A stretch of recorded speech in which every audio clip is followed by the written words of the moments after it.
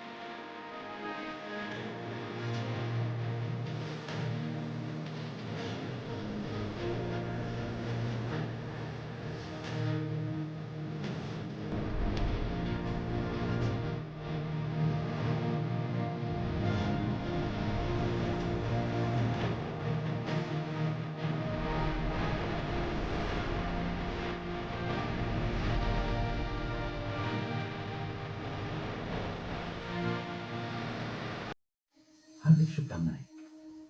राजयोग अभ्यास पर बनाई गई इस टीवी शो में आपका स्वागत है। इस शो का उद्देश्य राजयोग के सही दृष्टिकोण को आपके साथ पहुंचना और एक बेहतर जीवन जीने के लिए इसका अभ्यास कराना है। निरंतर अथक प्रयास और अभ्यास राजयोग का अभिन्न अंग है। ये राजयोग का सही चित्रण प्रस्तुत करता है और ये बताता है कि कैसे हम दैनिक क्रियाकलापों के दौरान इसका सहज अभ्यास कर सकते हैं। आप राजयोग का अभ्यास स्वयं के लाभ के लिए और विश्व शांति के लिए जितनी बार संभव हो कर सकते हैं। दिन में कम से कम 2 बार ऐसा करने से आप शांति और प्रेम की तरंगें अपने लिए और सारे संसार के दूसरे लोगों के लिए जो असहनीय अवर्णनीय पीड़ाओं से गुजर रहे हैं फैला सकते हैं।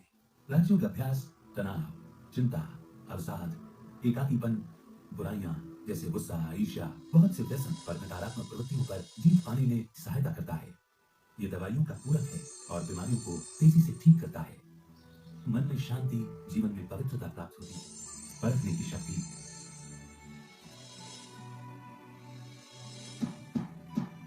निर्णय करने की शक्ति, सहयोग करने की शक्ति,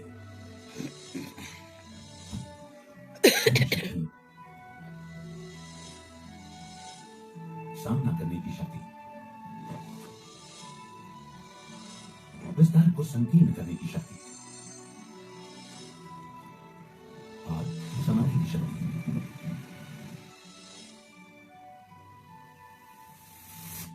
इसके अभ्यास के लिए आप अपनी सुविधा अनुसार समय, स्थान एवं मुद्रा का चयन कर सकते हैं।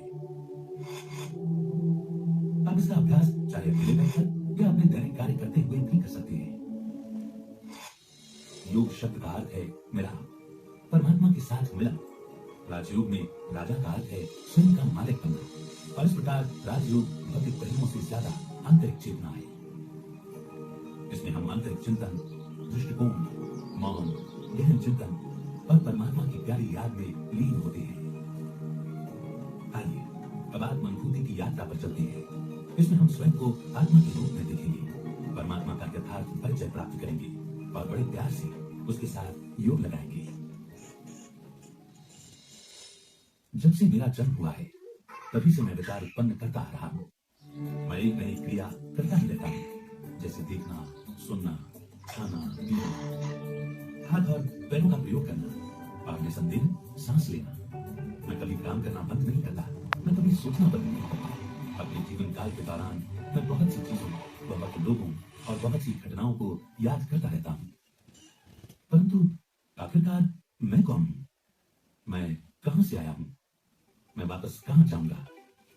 ये मैं कौन हूं जो सभी क्रियाएं कर रहा है? मैं आत्मा हूं, बहुत छोटी, अदृश्य और दिव्य सूक्ष्म ज्योति बिंदु हूं। एक अलौकिक अस्तित्व। जब तक मैं शरीर में निवास करती हूं तब तक ही शरीर को जगत कहा जाता है। जब मैं शरीर छोड़ देती हूं तो इसे शव कहा जाता है और ये घटना मृत्यु कहलाती है। परंतु मुझ आत्मा का अस्तित्व बना रहता है। मुझ आत्मा को ही प्राण कहा जाता है। मैं आत्मा ही जीवन का आधार हूं या प्राण शक्ति हूं। मैं आत्मा ही हूं जो सोचती हूं, निर्णय लेती हूं, और शरीर द्वारा चाहे ऐच्छिक या अनैच्छिक जितने भी कार्य किए जाते हैं, मैं उन सब के लिए जिम्मेवार हूँ। मुझ आत्मा में ही सब संस्कार भरे हुए हैं जो किए गए कर्मों और सोचे गए विचारों के परिणाम हैं। इसे अर्थ चेतन मन के रूप में भी जाना जाता है और ये मुझ आत्मा में ही है जहां स्मृति एकत्रित होती है। हाँ, मैं ही आत्मा हूँ और आकार में अत्यंत सूक्ष्म हूँ।